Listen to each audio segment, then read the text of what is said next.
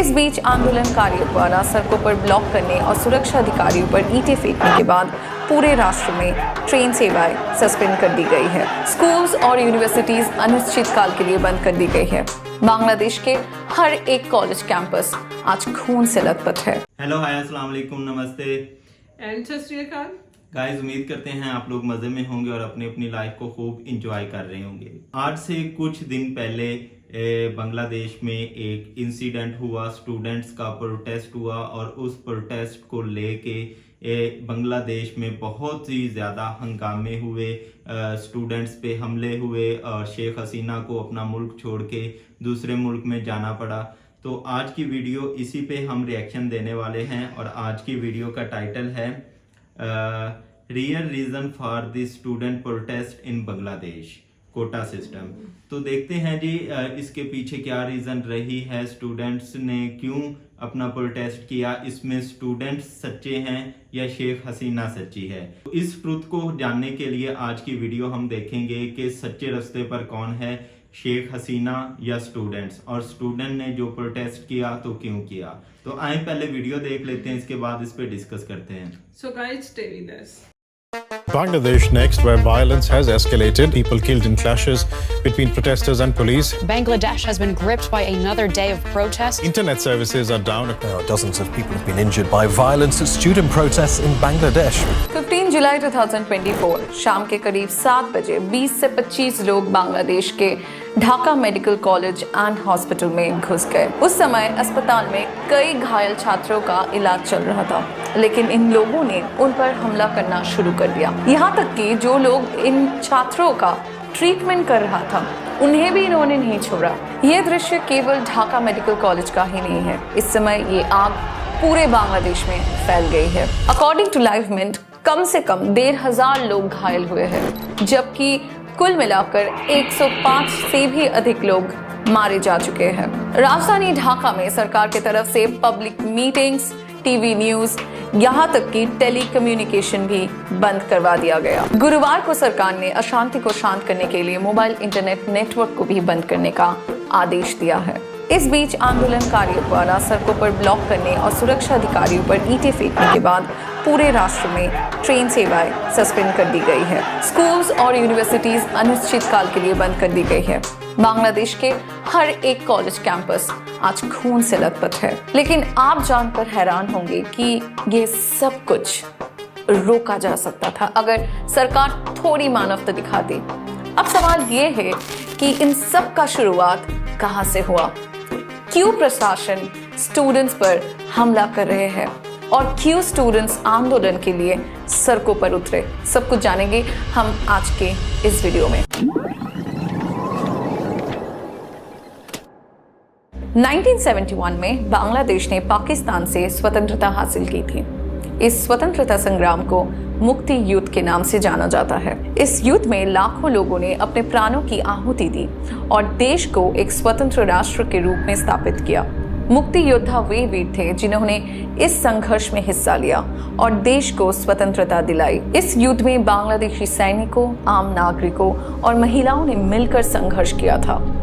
इस संघर्ष की गाथा आज भी हर बांग्लादेशी के दिल में बसी हुई है और इसे गर्व के साथ आज भी याद किया जाता है। स्वतंत्रता के बाद बांग्लादेश का सरकार मुक्ति योद्धाओं और उनके परिवारों के लिए कोटा सिस्टम का शुरुआत की। इसका उद्देश्य उन लोगों को लाभ पहुंचाना था जिन्होंने देश की आजादी के लिए संघर्ष किया था। ये कोटा सिस्टम शिक्षा, सरकारी नौकरियों और अन्य सुविधाओं में आरक्षण प्रदान करता था। इस कोटा प्रणाली के उद्देश्य मुक्ति योद्धाओं और उनके परिवारों को सम्मान और आर्थिक स्थिरता प्रदान करना था। इस प्रणाली के तहत सरकारी नौकरियों और उच्च शिक्षा संस्थानों में एक निश्चित प्रतिशत सीटें आरक्षित की गई थी। लेकिन सरकार के इस अच्छे कदम लेने के बावजूद इतना प्रॉब्लम कहां से हो रहा है, इसको समझने के लिए हमें थोड़ा सा बांग्लादेश के कॉन्स्टिट्यूशन को समझना पड़ेगा। भारत की तरह ही बांग्लादेश का संविधान न्याय और समानता के सिद्धांत पर आधारित है।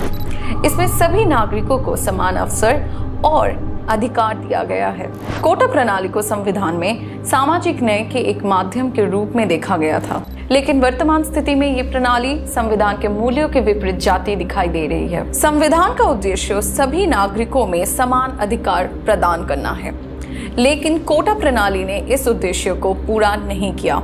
इसके बजाय ये समाज में विभाजन और असमानता पैदा कर रहा है। सबसे महत्वपूर्ण बात यह है कि सरकारी नौकरियों में 30% कोटा उन स्वतंत्रता सेनानियों के बच्चों और पोते पोतियों के लिए आरक्षित है जिन्होंने 1971 में तत्कालीन पश्चिम पाकिस्तान के शासन के खिलाफ स्वतंत्रता संग्राम लड़ा था। अन्य कोटा महिलाओं के लिए 10%, बैकवर्ड डिस्ट्रिक्ट्स जो मार्जिनलाइज कंसिडर्ड है उनके लिए 10%, आदिवासी जनसंख्या के लिए 5% और शारीरिक विकलांग व्यक्तियों के लिए 1% आरक्षित है। 2018 में बांग्लादेश में कोटा प्रणाली के खिलाफ बड़े पैमानों में आंदोलन हुआ। छात्रों ने इस प्रणाली के खिलाफ विरोध प्रदर्शन किया, जहां सरकार ने इसे खत्म करने की मांग की। ये आंदोलन पूरे देश में फैल गया और सरकार को इस पर पुनर्विचार करने के लिए मजबूर होना पड़ा। उस समय छात्रों ने ढाका के शहबाग चौराहे पर इकट्ठा होकर बड़ी संख्या में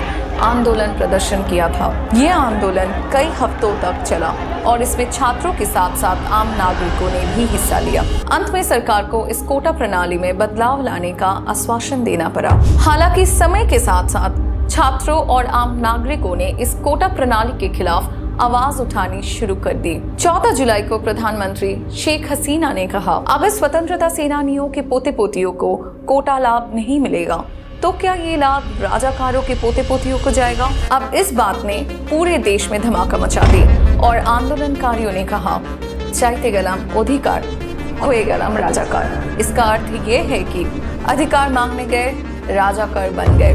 अब ये राजाकार कौन है? स्टूडेंट्स ने राजाकार ये वर्ड सुनकर इतना क्यों भड़क गए? बंगाली में राजाकार उन लोगों को कहते हैं जिन्होंने 1971 में बांग्लादेश के मुक्ति युद्ध के दौरान पाकिस्तानी सेना के साथ मिलकर बांग्लादेश की स्वतंत्रता आंदोलन के खिलाफ काम किया। इन्हें अक्सर गद्दार के रूप में देखा जाता है जिन्होंने पाकिस्तानी सेनाओं के साथ मिलकर बांग्लादेश पर अत्याचार किया। राजाकार इस शब्द का बहुत ही नकारात्मक मतलब होता है और बांग्लादेश के स्वतंत्रता संग्राम के इतिहास में ये धोखा और विश्वासघात के साथ जुड़ा हुआ है। बांग्लादेश में सिविल सर्विस के नौकरियों का बहुत अधिक मांग है क्योंकि इन नौकरियों के साथ उच्च सामाजिक प्रतिष्ठा, सम्मान, वेतन, सुरक्षा और भविष्य के पेंशन का बेनिफिट मिलता है। उनका मानना यह है कि ये प्रणाली न्यायपूर्ण नहीं हो रहा है और इससे योग्य छात्रों का अवसर कम हो रहा है। जहां कोटा प्रणाली में हम देख पा रहे हैं कि 56% ऑलरेडी रिजर्व्ड है और मेरिट के लिए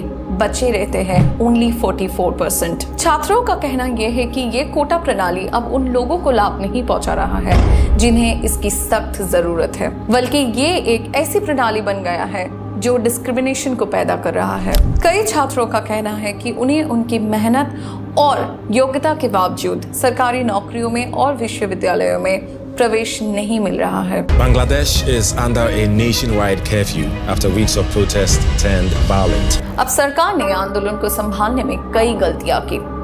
छात्रों पर पुलिस ने बल प्रयोग किया, उनके ऊपर टीयर गैस और रबर बुलेट्स का इस्तेमाल किया गया और इसी चीज ने आंदोलन को और भड़का दिया और स्थिति को और खराब कर दिया। सरकार का यह कदम छात्रों और आम जनता में और भी आक्रोश पैदा कर गया। उन्होंने ये महसूस किया कि सरकार उनकी आवाज़ को दबाने की कोशिश कर रही है और उनकी समस्या को अनदेखा कर रही है। इससे आंदोलन और भी तीव्र हो गया और देश भर में फैल गया। तो दोस्तों, ये था बांग्लादेश के कोटा आंदोलन का पूरा मामला। ये एक ज्वलंत मुद्दा है जो पूरे देश को हिला कर रख दिया। ये आंदोलन ये दर्शाता है कि कैसे एक न्यायपूर्ण उद्देश्य भी समय के साथ साथ भेदभावपूर्ण बन सकता है। सरकार को छात्रों के समाधान को गंभीरता से सुनने और एक न्यायपूर्ण समाधान निकालने की जरूरत है। ये आंदोलन हमें ये सिखाता है कि किसी भी समाज में समानता और न्याय का पालन करना कितना आवश्यक है। अगर आपको ये वीडियो पसंद आया तो लाइक और शेयर जरूर करें और हमारे चैनल को सब्सक्राइब करना ना भूलें। आपका इस विषय में क्या सोच है वो भी हमें आप लिखकर कमेंट सेक्शन में बता सकते हैं। तब तक के लिए नमस्कार जी। तो ये थी अपना कंप्लीट इन्फॉर्मेशन और इस वीडियो को देखने के बाद मैं तो स्टूडेंट्स के साथ खड़ा हूँ। जैसे आप किसके साथ? मैं भी स्टूडेंट्स के साथ हूँ। देखें, बहुत ही ज़्यादा स्टूडेंट्स के साथ अपना नाइंसाफ़ी हुई है, ज़्यादती हुई है। बल्कि मैं तो ये बोलूँगा कि स्टूडेंट्स के साथ ज़्यादती हुई है। अगर कोई अपने राइट पे बोलता है तो उसको पूरा हक मिलना चाहिए, उसकी आवाज़ को सुनना चाहिए, ना कि उसकी आवाज़ को दबा देना चाहिए। हम ऐसा बिल्कुल भी नहीं एक्सपेक्ट कर रहे थे शेख हसीना की गवर्नमेंट से कि वो कुछ ऐसा स्टूडेंट के साथ भी कर सकती है। देखें, अपना हर बंदे का अपना एक राइट होता है, उसको उस पर बोलने का पूरा हक होता है। इसका मतलब ये नहीं है कि आप उसको मारना शुरू कर दें, उसकी आवाज़ को दबाना शुरू कर दें, और जब आप एक आवाज़ को दबाएंगे तो 100 आवाज़ें और निकलेंगी। और सेम ऐसा ही बांग्लादेश में हुआ। कुछ स्टूडेंट्स के साथ गवर्नमेंट ने मारपीट की, उनके साथ बुरा किया, तो स्टूडेंट्स का जो जत्था है, स्टूडेंट्स के जो ग्रुप्स हैं, वो आपस में इकट्ठे होना शुरू हो गए। और ये स्टूडेंट्स एक समंदर की तरह इकट्ठे होकर पूरे मुल्क में उन्होंने बता दिया कि जवानों की या यूथ की जो पावर है उसके आगे गवर्नमेंट का कोई भी पावर नहीं टिक सकती।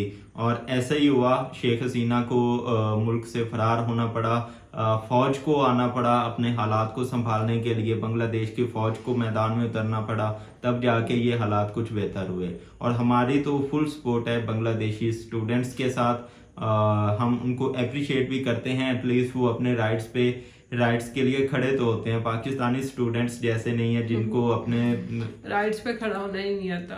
और हमें कुछ सीखना भी चाहिए उन स्टूडेंट्स से, और क्या उनमें यूनिटी रही होगी कि इतने सारे स्टूडेंट्स को एक साथ लेके चलना और उनमें यूनिटी बनाए रखना और एक पॉइंट पे खड़े रहना बहुत बड़ी बात होती है। बाकी है कि वीडियो देख के बहुत सारी हमारी नॉलेज में भी इजाफा हुआ है कि इस इंसिडेंट के पीछे रियल रीजन रही क्या है, और वो रीजन रही है जी कोटा सिस्टम। कोटा सिस्टम में अपना 55% तो वो कोटा वाले ले जाते थे, पीछे क्या बचता था? कुछ भी नहीं। तो एक पॉइंट पे जो चीज बहुत छोटी लग रही होती है उसको छोटा नहीं समझना चाहिए। वक्त के साथ साथ वो एक बड़े नासूर में या एक बड़े हादसे में भी बदल सकती है, और सेम ऐसा ही बांग्लादेश में हुआ। जो चीज गवर्नमेंट ने अपनी तरफ से एक पॉजिटिव इम्पैक्ट के लिए की थी वही उनके गले में अड़ गई, उनके गले में फंस गई। बाकी आप लोग बताएं हमें कमेंट्स में, अगर बांग्लादेश से हमें कोई देख रहा है, आप किसके साथ स्टैंड कर रहे हैं, स्टूडेंट्स के साथ या बांग्लादेशी गवर्नमेंट के साथ? स्टूडेंट्स के साथ रहिएगा जी बिल्कुल। और अगर आज की ये रिएक्शन वीडियो आप लोगों को अच्छी लगे तो इस वीडियो को लाइक कर दें और चैनल को सब्सक्राइब कर दें। हम मिलेंगे आप लोगों से एक नई मजेदार सी रिएक्शन वीडियो के साथ, तब तक के लिए अल्लाह हाफिज।